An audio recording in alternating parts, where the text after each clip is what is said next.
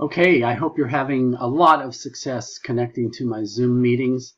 I want to make sure that if you have any trouble, that this tiny little video with about 2 steps in it will help you with that. So again, there are 2 steps.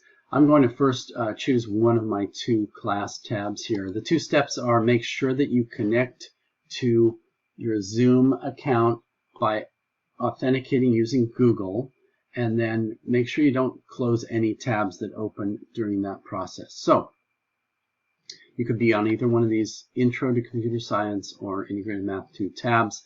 You will need 2 links that you see here. There's the first link. Connect to Zoom using your Palm Springs Unified Google account. Do not click this sign in link here. This button will take you down a rabbit hole. You want to sign in with Google. You want to choose your account, and you want to then do not close this tab.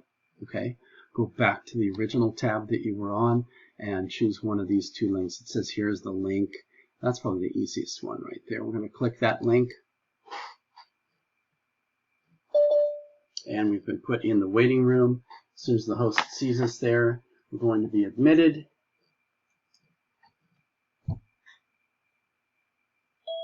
Now we're in the meeting. If you have any questions, email me. Thanks.